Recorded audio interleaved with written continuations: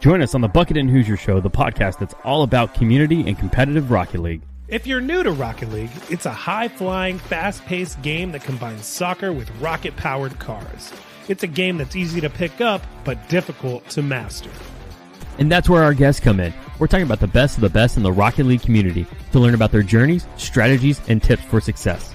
Whether you're a seasoned pro or just starting out, we've got something for everyone. So sit back, relax, and join us as we explore the exciting world of competitive Rocket League. Join us live Monday evenings at twitch.tv/Bucket and Hoosier and follow us on Apple Podcasts, Spotify, and Google Podcasts to catch past episodes. Be sure to hit the follow and notification button so you know when new content has been posted. What's up, gamers? Are you tired of reaching for those greasy, unhealthy snacks while you're in the heat of battle? Well, it's time to level up your snacking game with Savage Snacks Protein Bites. Made with simple, natural ingredients that are non-GMO and gluten-free. These protein bites are not only delicious, but they also fuel your body and mind for those marathon gaming sessions. Whether you're raiding dungeons, battling it out on the battlefield, or conquering galaxies, these protein bites will keep you at the top of your game and give you that added boost to keep your gaming session going strong. So, why settle for anything less? Fuel your next gaming experience with Savage Snacks. Head over to savagesnacks.co/Bucket and Hoosier to check out our full list of snacks and get free shipping on your next order. Savage Snacks. Be full, stay hungry. Welcome back to another edition of the Bucket and Hoosier Show, where we go over what happened in the Rocket League scene this past week and cover what's going on in the majors and everything RLCS. I am Mr. Hoosier, and joining me, as always, is Bucket. Bucket, how you doing, buddy? Hey there. Oh, Lord. Hey there, Mr. Hoosier. How are we doing today? You got the guns out today? Oh, Throwing us a little something. I mean, the sun was out, so I had to go hit some golf balls. This is one of the shirts I got. So, like, you go to those souvenir shops and they got like the cheap printed screen prints shirts. I just went crazy in there and just bought a bunch of them. We bought so many souvenirs when we were in Bora Bora, like just to give to people. And we didn't spend a lot of money on stuff. So when we went to the town, just got it all. And then I was in my closet like, man, I have a bunch of these goofy shirts. A bunch of these random shirts that I bought and I never wear. Yeah. That's literally like if you do a lot of traveling, you find that out really quick. Of you just totally. Oh, I want to I'll never be here again. And then you get stuff, and then you bring it home, and you're just like, oh yeah, I have that. Yeah, that's gonna go in a box. I'm not gonna wear that on a regular basis or really ever. So screw it. Why did I ever buy it? Maybe I'll just cut the sleeves off and be like you, man. There you go. Oh, I had to. These are the sleeveless like hoodie T-shirts. They're so comfy. You got to be a certain kind of person to pull that off. What are you saying? Nothing. I'm just proud of you. Today I re-gripped my golf clubs and I had to take them out and go hit just a bucket of balls. So that sounds like a pretty good day. It was a great day. I mean, that is the first time that I have done the re-gripping of golf clubs at home. So that was a little bit of a experience, but I don't think I've ever done that. It's not difficult at all. At what point do you go, man, I need to re-grip my golf clubs? So it has been about it's been about 13 years. Like I've never it's the grips that have been on the clubs. And when I played 2 weeks ago on my birthday, I did break 100 from white tees, which that felt good.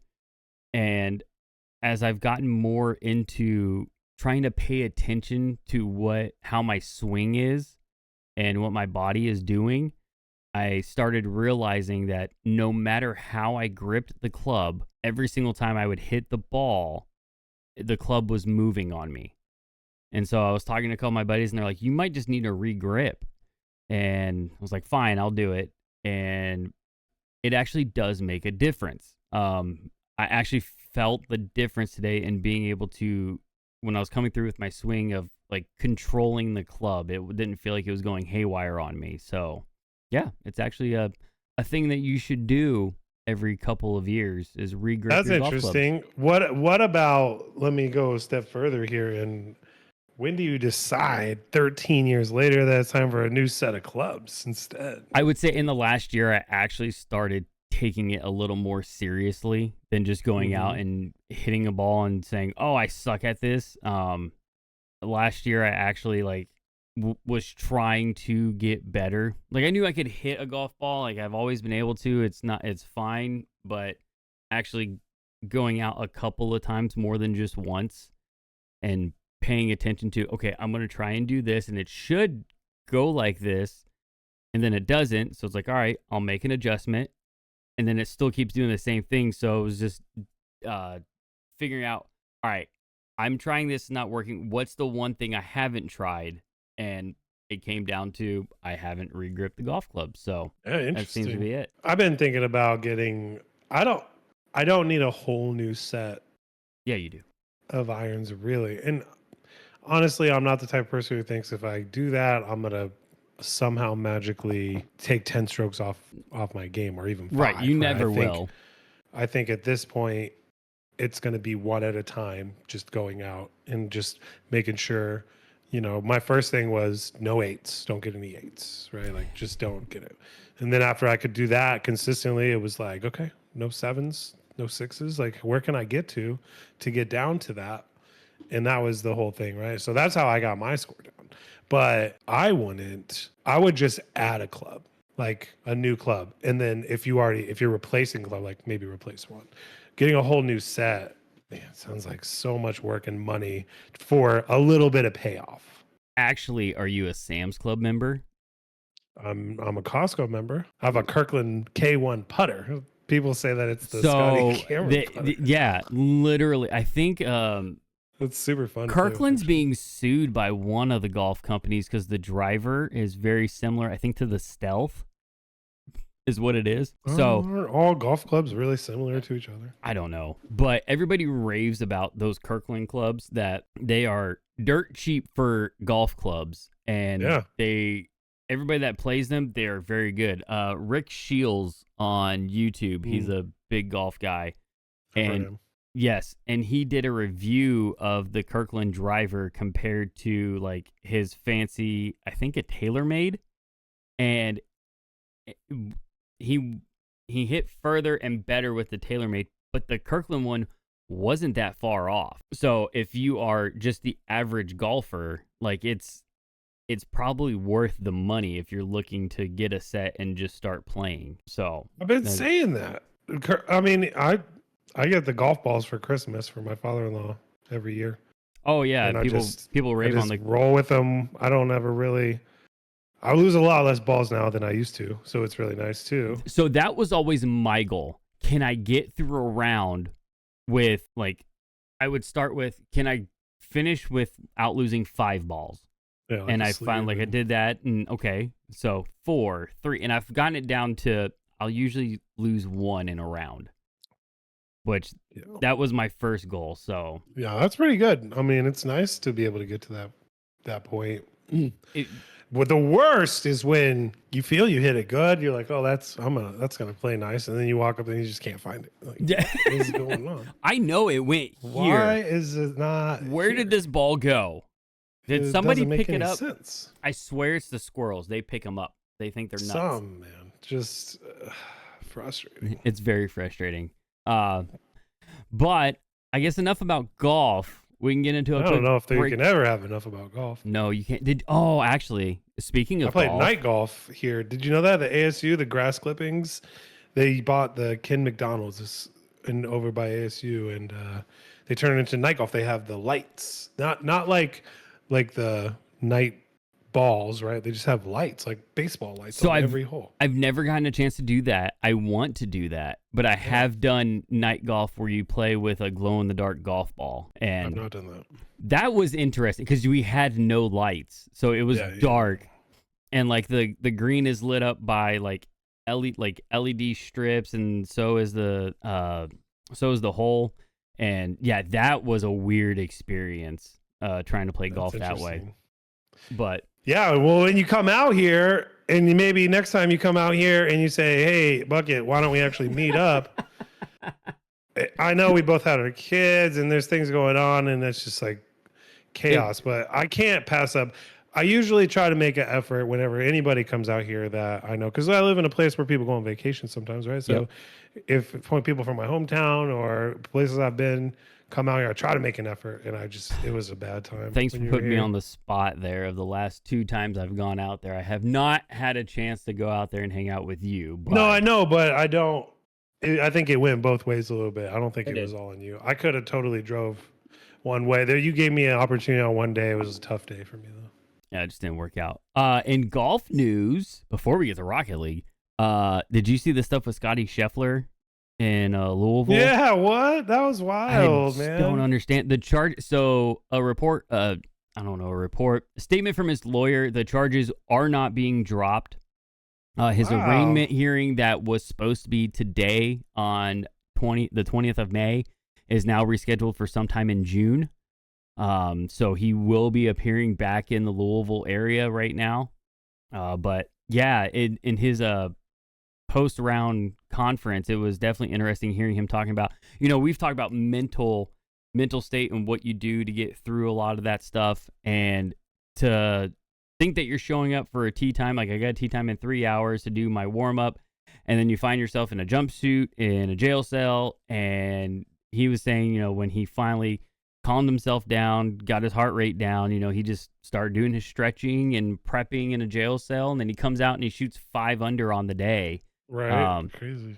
Which it was a great round for him. But then we saw people had talked about it wasn't that day. Like that day, yes, to do that, amazing. Now, how do you do the day after? And you can just tell he was pretty drained from the day before. So he struggles through that. Not able to get the win. Schauffele is able to hold off the live golfer Bryson DeChambeau and gets his PGA Championship win. So congrats to him. The funnier thing of the tournament, though, was so John Daly was playing in it because he is a past PGA Championship winner or PGA champion. And I don't know if you saw, but so the rules are you're supposed to walk the course, and he can't. So he got an exemption to use a golf cart, but his caddy had to walk and carry his bag. The bags couldn't be on the cart. So you just have John Daly out there driving around, smoking and drinking his Diet Cokes, just bebopping around his golf cart while his caddy is having to, hoof it. It was, I thought that was a funny, spectacle, because it's like, well, why don't you just let him put the bag on the cart if you're going to let him use the damn cart? Like, come on.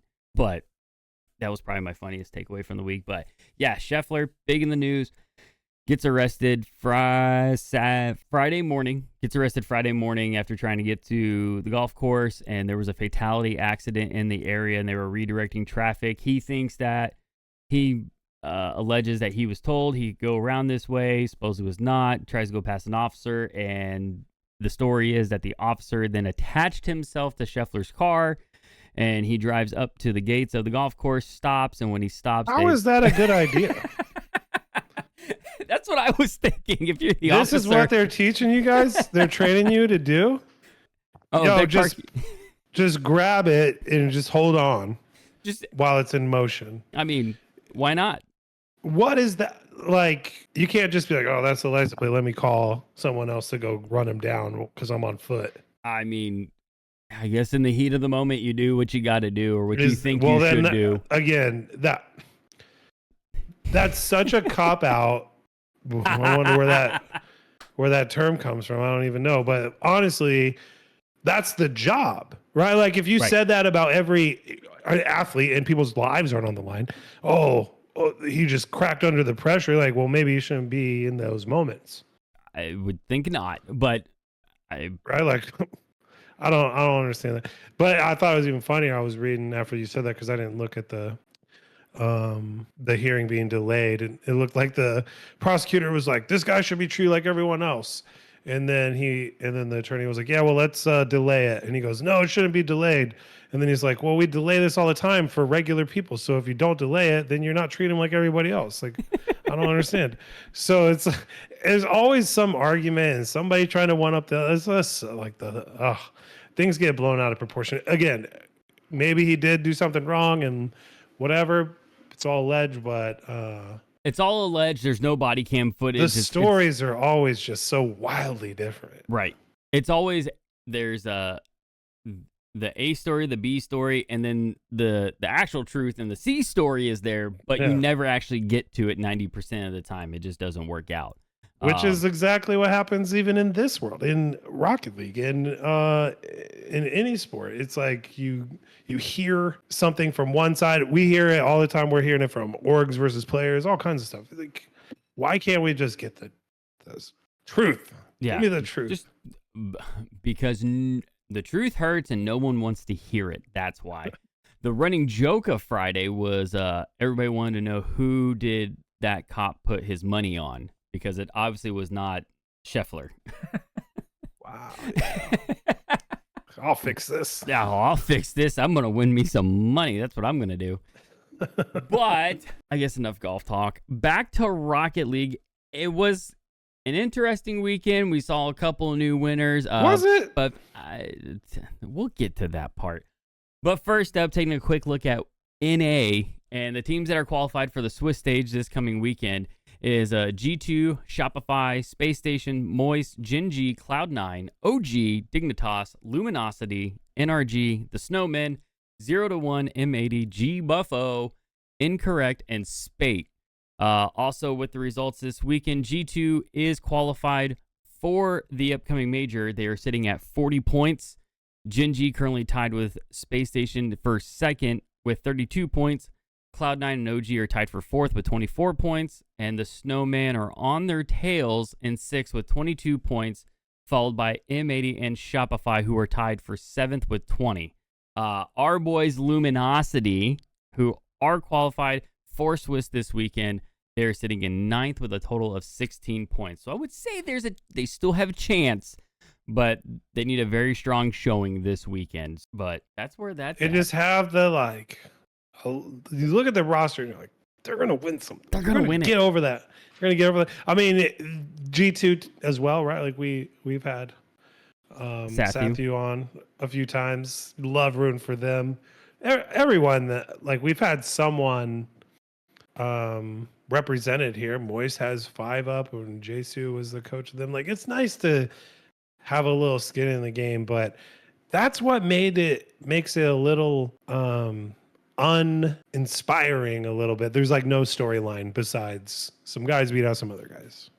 I would say the storyline right now is with Luminosity, and can they have a strong showing to get their spot into the major? Because if they don't get into the major, then they're basically out for Worlds, and they had started so strong in the first half of the season that it's kind of a bummer to see where this is going right now. But as Reddles had put on his Twitter with a picture of Ted Lasso pointing at the sign, believe they can do it. It's barbecue sauce. You just gotta put that ball in the net. It's really easy for them. I have high hopes for them going into this weekend. It is going to depend on how their Swiss shapes up and who they get. Pretty sure they'll have like a Gen G or a G2 there in the first 3 matches. So hopefully those go well for them. Hopefully a Gen G and not a G2, because they've had better results with Gen G and they push G2 to, close matches, but we all know how G2 is playing this season, and they don't lose close games, and they always seem to find a way to claw their way back. And I don't see G2 slowing down, even though they are qualified for the major. But that would be nice. Throw a little bone.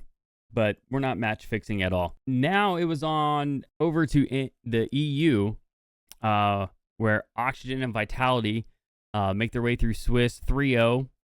BDS, in my opinion, struggled in Swiss a little bit. They finished 3-2, so they do have 2 losses. And then we moved on to the finals bracket, where round 1 seemed pretty normal. Oxygen beat Top Cougars 4-0. Gentlemates wins over Jobless 4-2. Vitality defeated Resolve 4-0. And BDS took down Team 3 4-1. In the semifinals, things were a little interesting. We saw Oxygen continue their strong performance, defeating the major champions Gentlemates 4-1.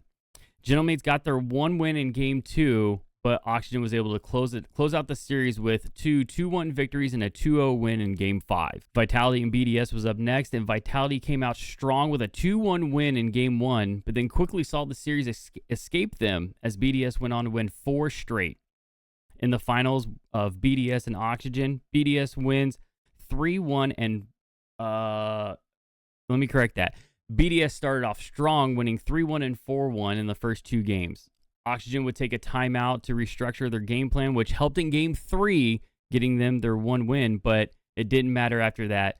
BDS goes on to win the last 2 games 4-1, and with BDS having a strong showing in Qualifier 5, they are now in a 3-way tie with Gentlemates and Oxygen for second place with 28 points. Vitality sits at the top of the table with 32 points. Resolve in the 5th spot with 20 points. Jobless in 6th with 16 points. Luna and Team 3 are tied for 7th with 14 points. But I think the biggest factor of this weekend was with BDS having a very strong performance. I would say top 4 is out of the question for K-Corp going into Open Qualifier 6, no matter where they finish. So that one's going to be a tough pill for them to swallow. K-Corp sitting down in the tied for 10th with top Cougars. So even if they do win, it would be what is it? You get 20 points for winning, and that would give them 29 points. Is it 20 for this one? It was 16 last and 20 for this? I can't. Correct. Remember. Yes, it's 20 for this one. It was 16 for the last one. So even if K-Corp does win Open Qualifier 6, that would give them a grand total of 29 points. So say for some reason Gentlemates, Oxygen, and BDS don't get through the Open Qualifiers, that would make a 4-way tie. Or was it if they got through? Yeah, if they don't get all the way through Open Qualifiers, they only get 1 point. Depending on how far they get. Like if they just come short of Swiss, then they would get 1 point. And then that would be a 4-way tie at 29 points. But if that was to happen, we could probably safely presume Resolve would move up, Jobless, Luna, and Team 3 from the results that they have had in the past. So, yeah, I think K-Corp's not going to be going to Major 2, which, I don't know. I wonder if that goes into like our conversation last week of what's the point of orgs if you're not going to make sure that they're represented at your events, and does this now kind of discourage orgs with the way the format is currently set. Format or seeding, whichever way you want to look at it. I think seeding is format, so the format overall. But that's a bummer for them. That's a bummer for them, he says. Unbelievable. Just no heart. No heart? What do you mean? I don't know. You're just heartless. I am heartless. Facts are facts. So that is how it ended up for EU. And we'll see what happens come this weekend with Open Qualifier 6 for them. And so the start of their bracket run. The only other big story of the week was the team Little Step Bros, led by Alpha Cap, who is signed as a content creator for Deleted XD. Little Step Bros eliminated Deleted XD's RLCS team in day 2 of the Open Qualifier. So I don't know. That was kind of weird. Curious how Deleted XD is feeling about that one, of your own content creator knocked out your team. But we haven't seen Deleted XD have really a good showing since the early part of the season. So I guess it's par for the course. But yeah, I wonder, like that's what kind of makes this whole format it makes it feel wishy-washy, right? Because you would think you want to have these teams here, but then anybody can sign up. So then you end up having your content creators like knock teams out, which are they really in it for the competitive side of it, or are they just competing for content? So I don't know. It all just kind of feels weird. But that was kind of your Rocket League news for the week. Kind of a really, like I said, really slow week. Yeah, right. Like no storylines, no not much, no rivalries, nobody bad mouthing each other. Like, what's going on? Yeah. What do we need here? I don't know. It's just that it's the equivalent of the dog days of summer for baseball when everyone's like, oh man, it's time to get to the exciting part, the end of it, where everything starts ramping up. You've kind of been in, pieces are starting to fall into place naturally. Maybe there's some things that can happen, but it's been going on for long enough. People are going to get excited about Worlds. You said the tickets go on sale for Worlds here pretty quick, huh? Yeah, we hadn't touched on that, but tickets for Worlds go on sale 2 days from now. 2 days. It's 1 day. I think it's. Hang on. Where was it at? The next sale will begin on Wednesday, May 22nd, 10 a.m. Central Standard Time.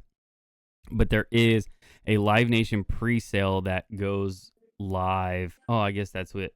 Yeah, it is what would be 1 day from now. So the Live Nation pre-sale goes live Wednesday, May 22nd, 10 a.m. Central Standard Time, as well as the Ticketmaster pre-sale then too. But we don't know how much tickets are, how much of a bad rush it's going to be. So be sure to make sure you are ready and buy your tickets.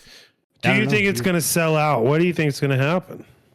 I was originally thinking, yes, it'll sell out. But as you just asked that question, I'm actually not sure. I don't know how it'll go. I'm sure. I mean, do I think it will sell out? Yes, I think in the actual Ticketmaster and whatnot, it will, because I think people are going to go buy them all up and then resell them on after that. Your bots will go in and buy them all up. So I think technically it will be a sold out crowd, but will all the tickets actually be purchased by people attending the event? I don't know. We'll see what happens. Fair enough. I think last time that didn't happen before, did it? Yep, it did. Yeah, the bots went nuts, and they were buying up tickets. I miss the day, like the good old days. You had to really work for stuff. But maybe I just need to write some bots that do some things that other people can do faster. Interesting. Well, okay. Now you've heard it here first, everybody. The bots that are gonna buy up all the tickets in 2 days is gonna be Bucket's bots that he's gonna program probably the next day. Message me. If there's a will, there's a way. If there's money to be made, it will be made.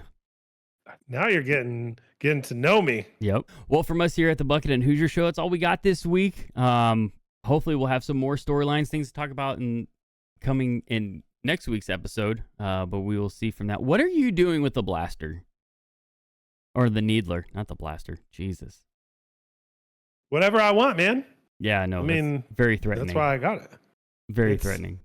Bucket, you got anything for the people before we get out of here? No, I don't. It's a slow week in Rocket League news, but we're going to come back and try to find some guests. If you know anybody that's looking to get out on a podcast, we've reached out to a few people, but we've also kind of slacked ourselves, just trying to get some other things in order. So I'd love to get somebody on the desk here in the next week or two. Yep, that would be fun to do. As you said, if you have any ideas or people you want to hear on here, be sure to tweet at us at Bucket and Hoosier. That's an N, Bucket in and Hoosier on Twitter. And we'll be sure to get back in touch with you guys. But until next week, have a good week, be safe, and we will catch you all next time. Goodbye. Okay, bye. Okay, bye.